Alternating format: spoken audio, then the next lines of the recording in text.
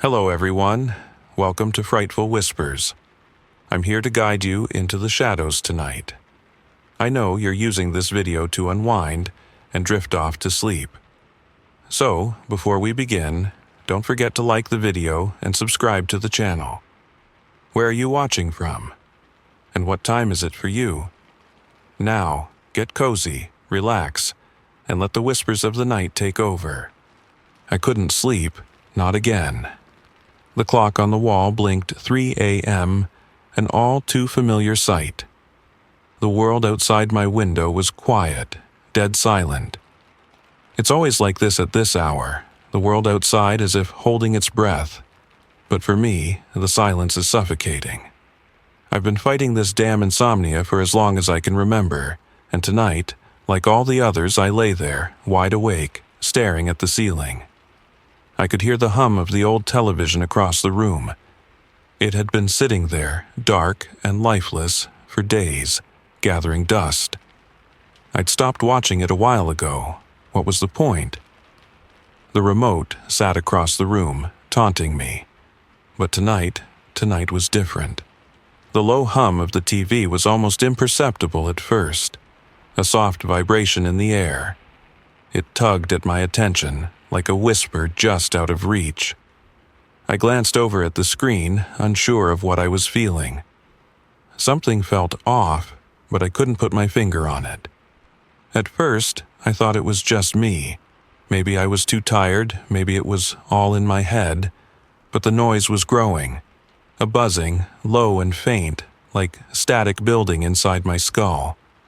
I couldn't ignore it any longer.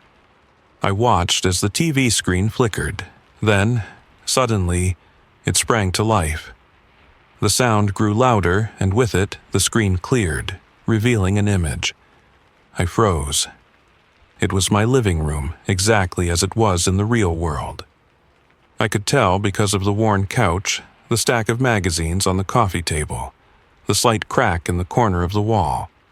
But this wasn't just my living room. It was me. There I was, sitting at the kitchen counter staring ahead, wide-eyed, motionless. The air in the room thickened.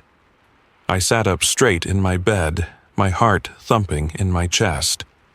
This wasn't right, it couldn't be right, I wasn't in the kitchen. I was lying in bed, paralyzed by what I was seeing. I didn't want to believe it, but the TV was showing me. Me. The version of me that was supposed to be in the kitchen right now.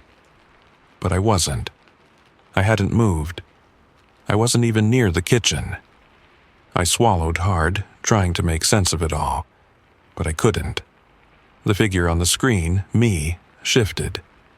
Slowly, agonizingly slowly, she stood up from the counter. My heart skipped a beat. There was something off about the way she moved. It was too deliberate, too unnatural. She walked toward the front door, every step a heavy, calculated motion. And then, as if she knew it would break me, the figure paused in front of the door, her hand resting on the knob. The same hand I had seen on the screen earlier, as if it was reaching toward something, or someone. I had to stop it. I had to. My pulse was racing, my hands were shaking. I pushed myself up off the bed, my limbs stiff, as though my body had forgotten how to move. I rushed toward the living room, my breath shallow, my heart pounding harder with every step. But there it was again. The image of myself, just as before, on the screen. It was happening again. The door was opening on the screen. I was opening the door. My stomach twisted. No, this wasn't happening. This wasn't real. I rushed forward and grabbed the TV remote, fumbling with the buttons, desperately trying to turn it off, to escape this nightmare. But the screen didn't change. The image of myself, standing there, looking out into the void of the hallway, didn't move. Then the screen shifted again. A new image appeared. My own self. On the floor, crumpled. My body was still, but my face, it was twisted in agony. My hands were clawing at my throat, but it wasn't a dream. It couldn't be. There was no escaping it. I could see myself suffocating, gasping for air, trying to scream but unable to make a sound. I felt my throat tighten in response, my chest constricting. This was real. I was staring at my own death. The air seemed to grow heavier with each passing second. I couldn't breathe. The static on the screen hummed louder, more violently, like it was feeding off my terror. I stumbled back, my feet unsteady, my heart in my throat. I grabbed my phone, my hands trembling uncontrollably as I dialed a number I hadn't called in months, my old repairman. I needed help. I had to stop this. It couldn't be real. "Hello?" His groggy voice crackled through the phone. "Please," I gasped. "Something's wrong with my TV. It's showing me things. It's showing my death." My voice shook as I spoke the words out loud, but they felt too real. There was a pause. Then he spoke, his voice now tinged with concern. "What do you mean? The station you're watching. It doesn't even exist anymore. It burned down years ago." My head spun. The station burned down? The words didn't make sense. I couldn't wrap my mind around them. The static hummed louder. The image on the screen of myself choking on the floor never wavered. "Please, come here, help me," I begged, my voice cracking. "I'll be there soon," he said. But his voice didn't sound as certain as mine. I hung up, still reeling. I turned back to the TV. The time on the clock blinked in front of me. 3:15 a.m. I was running out of time. I could feel it. The suffocating grip of the clock's ticking echoing in my chest, its steady beat a relentless reminder of the time slipping away. 3 a.m. The numbers blinked red in the dark, casting an eerie glow across the room. I lay there, wide awake, as I had every night for as long as I could remember. Insomnia had become my constant companion, and tonight was no different. The silence pressed down on me like a weight, thick and oppressive. I turned my head toward the old television across the room. It had been gathering dust for weeks, untouched. I hadn't turned it on in ages. The remote sat across the room, out of reach, but there was a hum. A strange, low buzzing that seemed to reverberate through the walls, creeping into my ears. It was almost imperceptible at first, like a distant whisper. But soon it grew louder, like a voice calling from the other side of the world. A voice I couldn't ignore. My heart rate picked up, but my body remained still. I stared at the black screen. It had never done this before. The static, almost like a living thing, pulsed and crackled in the dark. I watched, transfixed, as the hum intensified, vibrating through my chest. What the hell was going on? The screen flickered. A flash of light and then an image. It was my living room. I froze. It couldn't be real. I wasn't in the living room, but there it was, clear as day, playing out in front of me. My own apartment, my couch, the same worn spots in the carpet. And then I saw it. Me. I was sitting at the kitchen counter. No, that wasn't right. I wasn't in the kitchen. I was lying in bed. But there I was, on the screen, staring blankly ahead, my face frozen in a strange stillness. My breath caught in my throat. How was this possible? The figure on the screen, me, stood up. Slowly, every movement felt too deliberate, too controlled. My stomach twisted. It was as if I could feel the tension in the air. There was something wrong with the way I moved. Something wasn't right. The me on the screen walked toward the front door, slow, heavy steps. My hand reached for the doorknob. It was like watching someone else do it. I wasn't in the kitchen. I wasn't opening that door. I couldn't tear my eyes away. A sinking feeling twisted in my stomach. Something in my gut told me I was watching something I shouldn't be. But it wasn't just the image on the screen that terrified me. It was the fact that I knew what was coming next. The screen shifted again, showing me, the real me, rushing out of my bedroom. My feet hit the floor before my mind could process what I was doing. I had to stop it. I had to stop whatever this was. My breath was shallow, my body unsteady, as I stumbled out of my room, heart pounding. I couldn't let it happen. I didn't want to see what was next. I reached the living room, my eyes wild with fear, and turned to the screen. I couldn't stop it. The image of me opening the door was playing out, the very same door I had rushed toward moments ago. But I hadn't opened it. I hadn't moved yet. I stared at the screen, paralyzed, my mind screaming to do something. Then it happened. The screen changed again. I saw myself, on the floor of the living room, myself, crumpled, gasping for breath. My body was frozen in a position I could never have imagined. My hand was clutching at my throat. My face was twisted in agony, eyes wide, staring at nothing. The image was too clear, too vivid. I saw the blood, my blood, seeping from my mouth, my hands twitching weakly at my side. I felt every breath of panic, every gasp for air that couldn't come. I saw myself die in that moment on the screen. The room spun around me. I stumbled back, my legs unable to hold me. I couldn't breathe. It was happening. It was real. I was going to die. I was suffocating. Just like the me on the screen. The panic tightened its grip on my chest. I needed to do something, anything. I couldn't just sit here and let this happen. I couldn't let that version of me die, not like that, not in this apartment. I had to stop it. But what could I do? How could I change what was already written in front of me? My hands shook as I reached for my phone, dialing the number of the repairman I'd used months ago. The one who had fixed the TV once. I had to call him. I needed help. Maybe he could explain it. Maybe there was some logical reason for all of this. I didn't care what the reason was. I just needed to know that I wasn't going crazy. The phone rang, each tone a lifeline. My heart was racing, my mind scrambling for any explanation.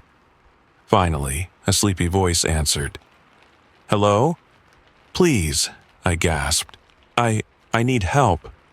Something's wrong with my TV. It's showing me my future. It's showing me how I die. Please, you have to help me." There was silence on the other end of the line, long and heavy. Finally, he spoke, his voice sounding much more awake now, tinged with concern. "What do you mean? What's going on?" "My TV," I stammered, voice shaking. "It's showing me my death. I'm choking. I'm suffocating. I'm going to die. It's showing me what happens next. You have to help me." The pause on the line stretched too long, too uncomfortable. I felt like I might break, my breath coming in short, panicked gasps. "Look," he said, his voice quieter now. "The station you're watching, it burned down. Years ago. It doesn't even exist anymore. What you're seeing, it shouldn't be possible. I'll come over. Stay calm. I'll fix it. Just hold on." I couldn't make sense of his words. The station was gone? How could that be? The TV was showing me something. It was showing me the future. My future. "Please hurry," I whispered, barely able to speak. My eyes were glued to the screen again, watching my future self writhe on the floor, her fingers clawing desperately at her throat. It was happening, and I couldn't stop it. I hung up and turned back to the TV. The time on the clock blinked, 3:05 a.m. My breath came faster, my chest tight. The seconds felt like hours, and each second that passed brought me closer to that moment.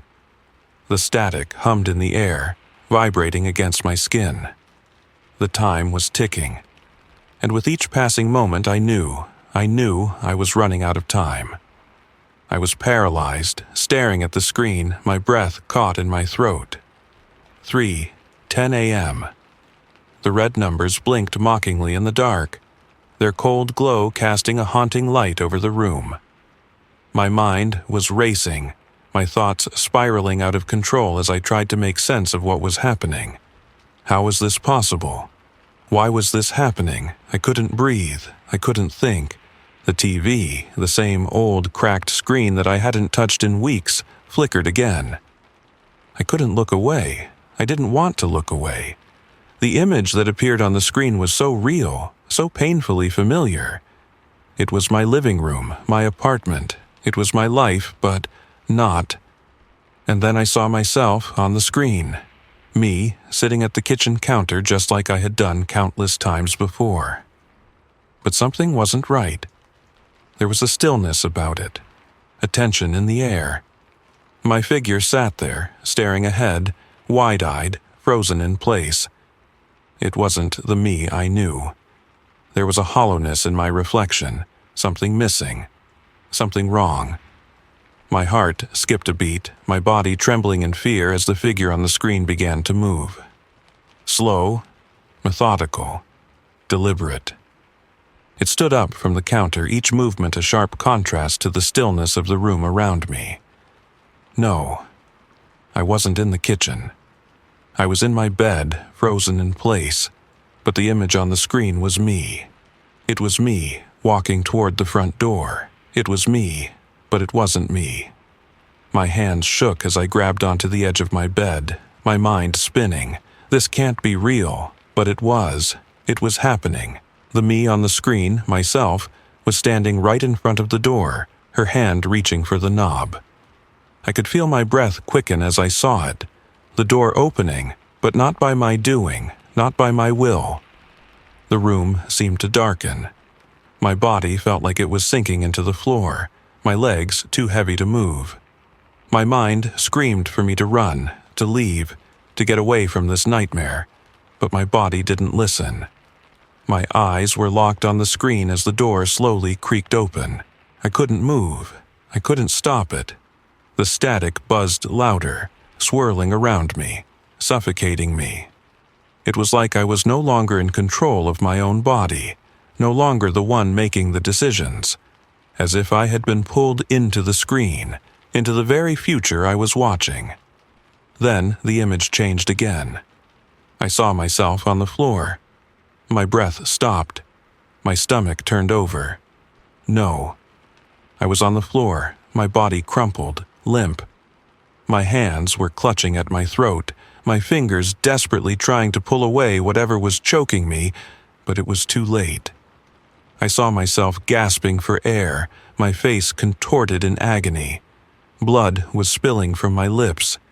I could feel the panic in my chest, could almost taste the terror.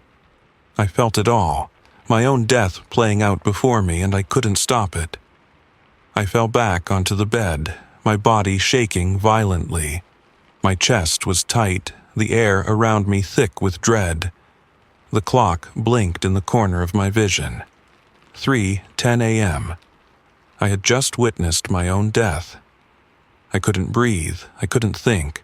The room was spinning, my head heavy, my limbs weak. The static on the TV grew louder, the screen flashing erratically.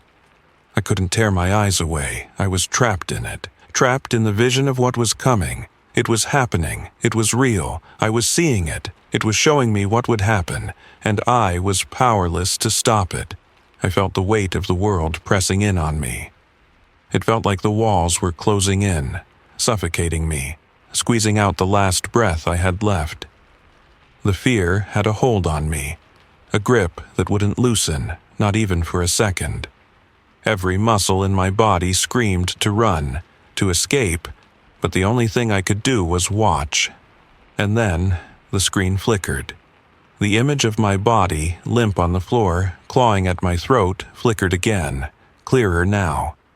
It wasn't a dream, it wasn't a hallucination. The TV wasn't malfunctioning, it was showing me the truth. I could feel the air growing colder around me, the static on the screen almost buzzing with an otherworldly energy. It was real. The version of me on the screen struggled for breath, gasping, choking, and I could feel it. I felt every desperate tug at my throat, every second slipping away from me. I was drowning. The TV wasn't just showing me my death, it was pulling me toward it. I could feel the inevitability in the pit of my stomach. The air in the room seemed to constrict with every passing second, tightening around me like an invisible noose. The more I watched, the more I could feel myself slipping into that moment, into that inevitable moment. The static hummed louder, filling the room, drowning out everything else. I was losing control of my own body, my own breath. It was like I was being sucked into the screen, into the suffocating, endless void that was slowly consuming me, and I could do nothing but watch. The clock blinked again. 3:11 a.m. I was running out of time. I was already dying. I could hear it again, the low, static hum of the TV. It was impossible to ignore now, the sound like a living thing in the room with me. The clock blinked 3:13 a.m. Time felt like it was moving slower, stretching itself out, each second heavy and suffocating. My hands were trembling uncontrollably as I stared at the TV screen. The images that had haunted me for the past few minutes still played out in my mind over and over again. My own face, twisted in terror, gasping for air, the blood seeping from my mouth. I couldn't look away from the screen. I didn't want to, but it felt like I had no choice. The TV had taken control of everything around me. My thoughts, my actions, my very sense of time. It felt as if the static was pulling me in, wrapping its invisible fingers around my neck, choking me with its relentless grip. The doorbell rang. It was sudden, sharp, and loud in the stillness of the apartment. My heart skipped a beat. For a moment I just stood there, frozen. The clock blinked again, 3:13 a.m.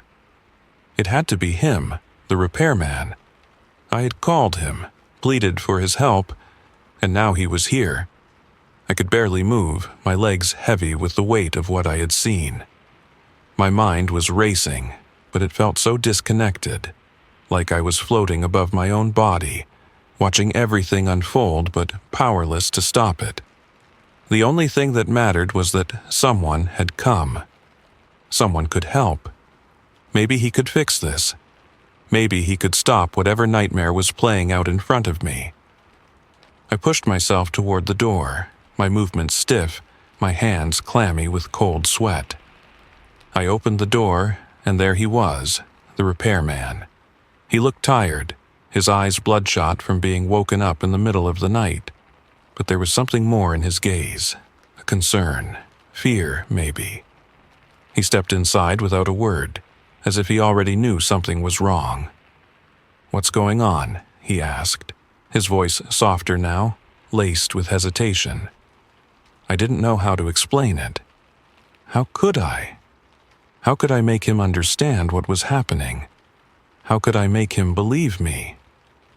"It's the TV," I whispered, my voice cracking. "It's showing me things that haven't happened yet. It showed me how I die." The words felt impossible to say, but they were spilling out anyway. I saw myself die. The repairman stared at me, his brow furrowing in confusion. I could see the skepticism in his eyes, but there was something more there now, something like a flicker of doubt. He stepped further into the living room. I followed him, my feet dragging like they were stuck in quicksand. I didn't want to see the TV again. I didn't want to see what it would show me next.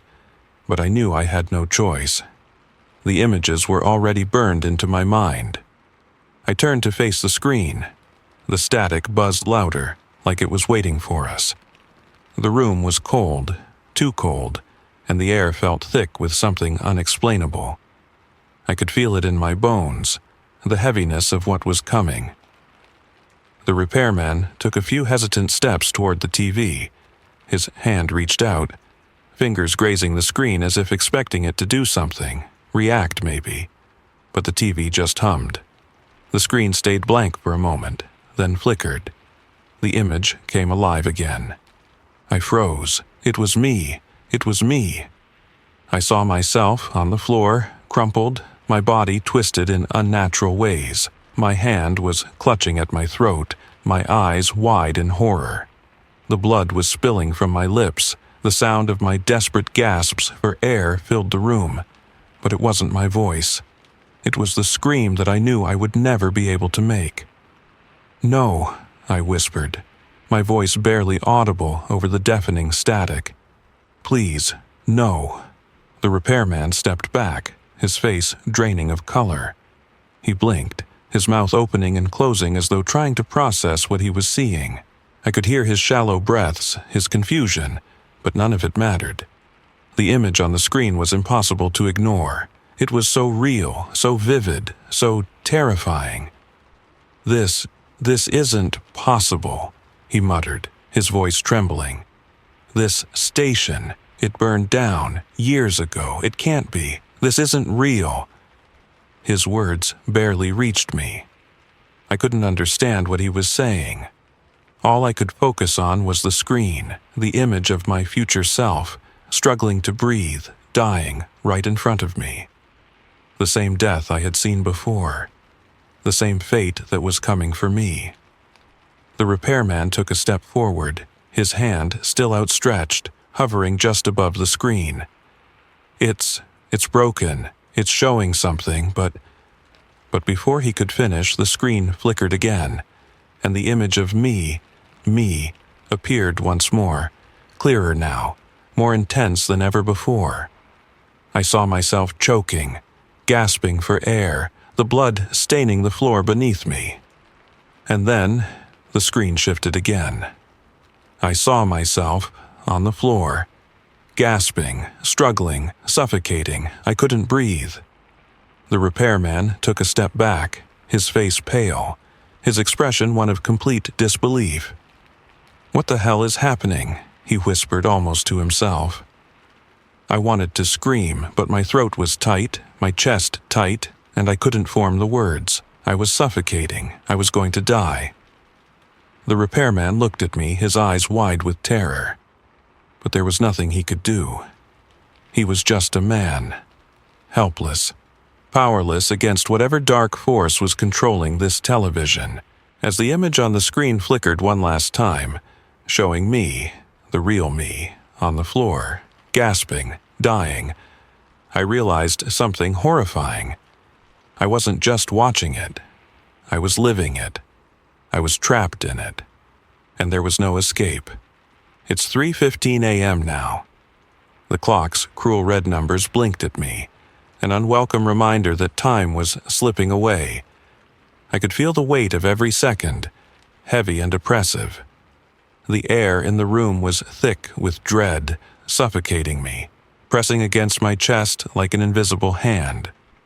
The static from the TV still buzzed in the background, but now it was louder, more insistent, like it was calling me, pulling me in.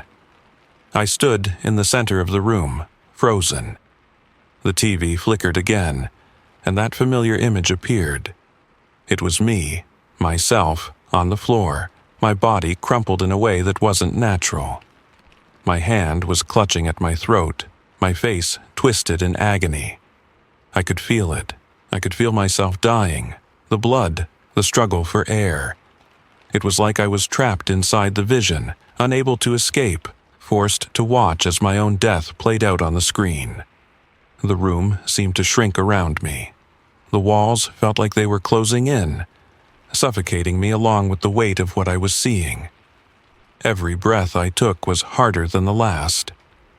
My heart pounded in my chest, its rhythm frenzied, out of control. I wanted to scream, to run, to do anything to break free from this nightmare, but I couldn't move. It was like I was rooted to the spot, unable to tear my eyes away from the screen. I saw myself again, struggling, gasping for air. My body was convulsing, my hands flailing weakly at my throat. I could feel the terror, the desperation, the horror of knowing that I was going to die. It wasn't just a vision, it was real. The cold, sickening certainty washed over me like ice water, chilling me to my core. There was no way to stop it. There was no way to escape. And then something shifted. I felt a cold, creeping sensation behind me, like a presence looming just out of my sight. I spun around, desperate to escape it, but there was nothing there, just the suffocating silence. But the TV, the screen, it was getting worse. It wasn't just showing me from a distance anymore, it was getting closer. The camera angle shifted, as if it was now inside the scene, standing next to my lifeless body, watching my struggle from the floor, right where I would fall. I couldn't breathe. My chest felt tight, as though the air was being sucked out of the room. The image on the screen, my death, had become my reality. The line between what was happening on the screen and what was happening to me had blurred. It was no longer just a vision. It was no longer just something I could watch from a distance. It was here. It was with me. It was pulling me into it. I backed away, trying to move, but my legs felt like they were made of lead. Every step I took felt heavier, slower. The room was spinning. I could feel myself drowning in the weight of the vision, in the cold dread that wrapped around me like chains. Then the screen shifted again. Now I saw myself from inside the vision. I wasn't just watching it, I was in it. I could feel the pain, the suffocation, the blood rising in my throat. I could hear my own desperate gasps for air, but there was nothing there, nothing to help, nothing to stop it. It was just me, alone, trapped in this nightmare. And then the worst part came. I looked into my own eyes. They were wide with terror, the same terror that had gripped me since this nightmare began. I was staring at myself, through myself, and I realized with sickening clarity that there was no escape, no turning back. The more I watched, the more I could feel myself being pulled toward it, dragged deeper into the vision. I was suffocating, and there was no air left, no way out. 3:15 a.m. The clock blinked once more, marking the final seconds. My body began to convulse in the same way the version of me on the screen had. My hands went to my throat, just like the vision. I could feel it. I was dying.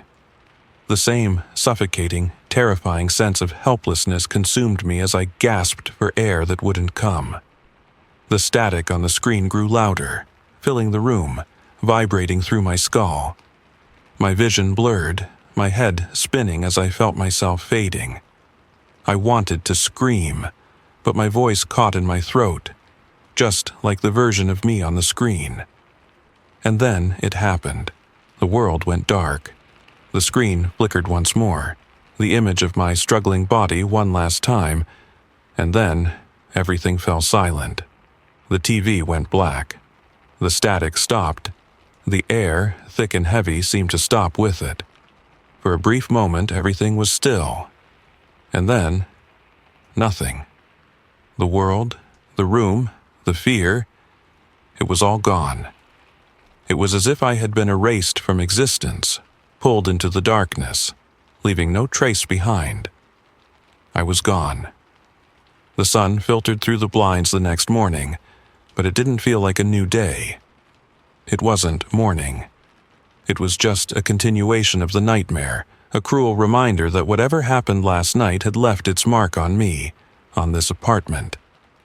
The silence in the room was suffocating. It hung in the air like a thick fog, pressing against me, making each breath feel heavier than the last. I didn't want to look at the clock, but my eyes were drawn to it, as if some force was pulling them there. 3:15 a.m.